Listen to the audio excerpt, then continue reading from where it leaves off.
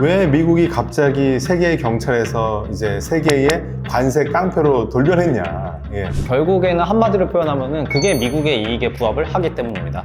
식량하고 에너지는 이제 미국이 자립을 할 수 있게 된 겁니다. 그럼 제조업은 어떻게 되었느냐? 제조업에서 가장 중요한 건 결국엔 중국이 지금 부상을 하고 있다는 거죠.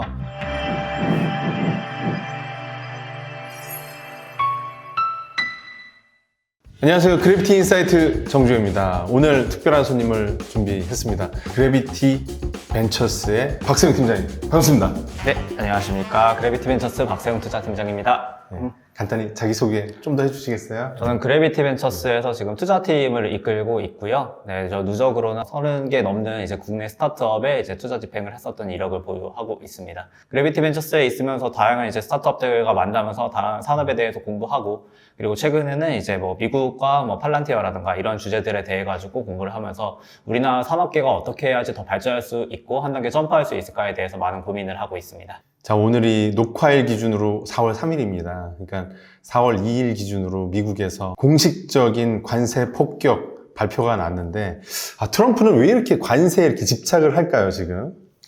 트럼프가 살짝 관세 미치광이 이런 느낌이 저는 좀 들거든요. 그런데 이 관세를 이렇게까지 강조를 하는 데에는 어떠한 목적과 의도가 있는 게 사실 트럼프의 그 전통적인 화법입니다. 트럼프의 화법의 방식 자체가 되게 간단 명료한 이 메시지와 이미지를 남기는 것이 되게 중요한데, 여기서 저희가 좀 참고를 해볼 만한 사례가 트럼프 1기 당시에 이제 미국하고 멕시코 사이에 장벽을 쌓겠다라는 얘기가 있었습니다. 그때 뭐 저도 그랬고, 이제 국내외인, 미국인들도 그렇고, 이제 전 세계인들이, 야, 그거 장벽을 쌓아가지고 뭘 어떻게 하겠다는 건데 라고 많이 비웃었죠. 근데 사실 트럼프는 실제적으로 장벽을 쌓아서 이민자를 차단하는 것만큼이나 더 중요한 거는 이 장벽을 통해서 미국의 유권자들에게 메시지를 전달하는 게 중요했습니다. 그건 바로 미국이 공격을 받고 있으니까 우리는 이러한 벽을 세워가지고 우리나라를 보호해야 된다라는 목적이었던 거예요. 왜냐하면 대중에게 이러한 메시지와 이미지를 남겨줘야 하는 것은 결국에 나중에 몇 년이 지나고 나서도 대중들에게 남아있는 것은 결국에는 머릿속에 남아있는 하나의 이미지이기 때문에 그것들을 또렷하게 남길 수 있어야지 자신이 이제 원하는 바를 달성할 수 있기 때문에 그런 것이죠. 그런데 사실 우리가 생각을 해보면 2차 세계대전 이후 미국은 항상 되게 착했거든요.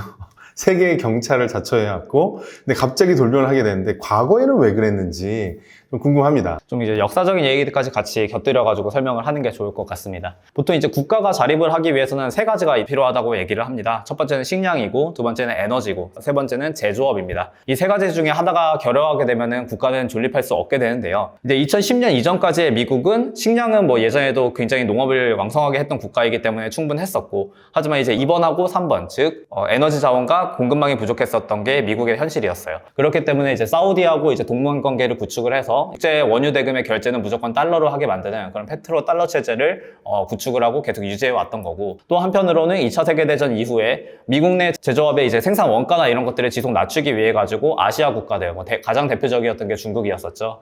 이 중국으로 자신들의 공장을 오프쇼어링 하는 방식을 지속적으로 활용을 해 왔었습니다. 이러한 오프쇼어링을 했을 때 사상적 근거가 되는 중요한 학설이 경영학과나 아니면 경제학과에서 공부하셨던 분들이면 그 스마일 커브라는 걸 아마 인지를 하실 거예요. 이게 제품이 생산이 되어서 소비자에게까지 인도되는 과정을 연구개발 및 기획의 업스트림, 그리고 제조하고 조립하는 미드스트림, 그리고 이걸 최종적으로 전달하는 마케팅, 유통, 애프터 서비스의 다운스트림으로 나누어 보게 되었을 때, 이 부가가치가 만약에 Y축이라고 한다면은 이 부가가치가 앞에서는 높았다가 중간에 내려갔을 때 낮아지고 다시 한번 올라가는 이러한 모습을 보인다는 게 스마일 커브 이론입니다. 그렇기 때문에 선진국의 경제는 이제 부가가치가 높은 업스트림과 다운스트림을 위주로 진행을 하고, 제조업과 같은 미들스트림의 내용들은 후진국들에게 아웃소싱을 하는 것이 가장 효율적인 경제 발전 방식이다 라는 내용이 이 스마일 커브 이론이에요. 가장 큰 혜택을 받았었던 국가는 결국 동아시아 국가들이었습니다. 첫 번째는 이제 일본이 혜택을 많이 받았었고, 그 다음에 혜택이 저희 한국과 대만으로 넘어왔었죠.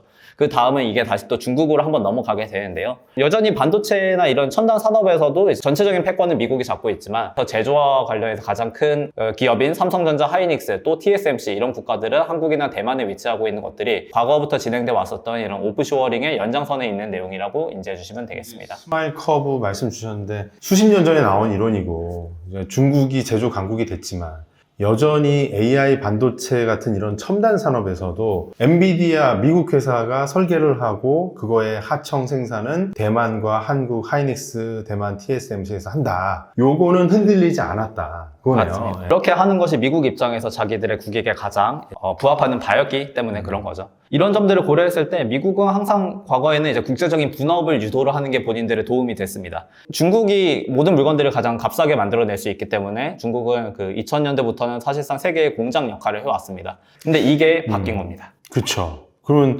왜 바뀌었을까? 이게 되게 근본적인 질문인데 왜 미국이 갑자기 세계의 경찰에서 이제 세계의 관세 깡패로 돌변했냐? 예. 결국에는 한마디로 표현하면은 그게 미국의 이익에 부합을 하기 때문입니다.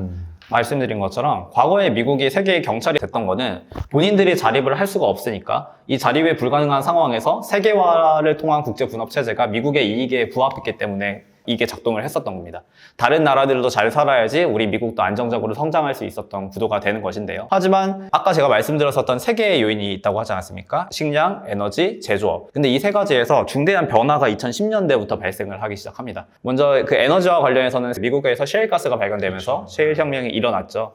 셰일가스하고 위전이 계속 대규모로 발견되면서 미국은 현재도 세계 최대의 산유국으로 이미 부상을 한 상황이고요. 중동이 사실 별로 의미가 없어졌죠, 그 이후에. 예. 사우디나 이런 데에서 이제 그렇게 뭐 왕권을 강화하는 과정에서 인권 유린 이런 게 발생을 네. 해도 미국은 그거에 대해서 전혀 터치를 하지 않았었던 게 자기들한테 중요한 거는 사우디가 안정적으로 석유를 퍼 올려줘서 국제 유가를 안정시켜주고 그거를 미국에 공급해주는 게 가장 중요했었는데 이제는 이게 상황이 바뀐 겁니다. 그러다 보니 중동 지역이 정치적으로 안정되어야 할 필요가 미국 입장에서는 별로 없는 거예요. 그러다 보니 이제 중동에 대한 그 개입이나 이런 것들을 최소화하다 보면은 힘의 공백이 생기니까 이 맞습니다. 밸런스 오브 파워가 깨지는 거죠. 미국이 내 할 바 아니야. 이렇게 나오는 거니까.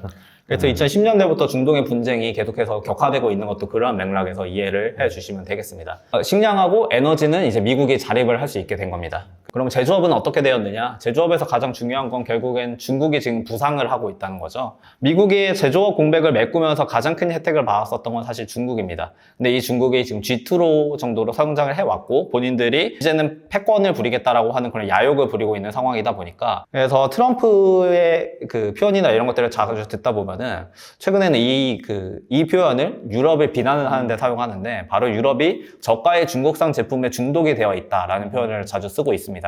근데 이 내용이 사실은 그 본인이 취임하기 이전에 미국이 그래왔다는 거를 지속적으로 메시지를 뿌리고 다니고 있는 것이죠. 근데 이렇게 저가의 중국산 제품에 계속 그 의존을 하게 되면은 그 국내에 있는 제조업의 자립도나 이런 것들이 약해지기 때문에 전반적인 국력이 약해지는 결과를 초래할 수 있는 겁니다. 이 점에서 그러면 미국은 제조업이 약해진 것은 알겠다. 근데 그러면 이거를 어떻게 극복을 할 것이냐 혹은 대안을 찾을 것이냐에 대한 고민이 있어 왔는데 특히 2010년대부터는 이제 베트남이나 인도네시아 같은 이제 동남아 국가들을 대안으로 이제 선정하려는 시도들이 있어 왔습니다.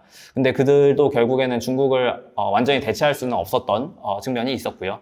2020년대 들어서는 이제 새로운 대안을 찾게 됐는데 바로 AI하고 로봇 그리고 이제 Manufacture X라고 하는 스마트 팩토리를 통해서 이걸 극복하려고 하는 게 지금 미국의 시도입니다. 제조업을 과거에 많이 오프쇼어링을 했었던 거는 제조업에 들어가는 노동에 대한 필요성이 굉장히 높았기 때문에 그렇습니다. 중국 같은 국가들은 기본적으로 인건비가 저렴하기 때문에 이제 제조업을 오프쇼어링 했을 때에도 저렴한 원가의 물건을 생산할 수 있었던 게 가장 큰 강점이었고 이게 글로벌 분업을 활성화하는 요인이었습니다. 하지만 이제 이러한 노동력이 AI하고 로봇으로 전환이 되게 되면은 이제는 제조업 강국이 누가 되느냐? 첫 번째 이제 자본지박적 생산 요소라고 하는 AI하고 로봇을 가장 저렴하게 공급할 수 있고 그리고 두 번째는 이 생산 요소들을 운영하는 데 들어가는 리소스가 가장 저렴한 국가 리소스는 당연히 전력이죠. 전기가 가장 저렴한 국가들이 제조업의 비용 우위를 가져갈 수 있습니다.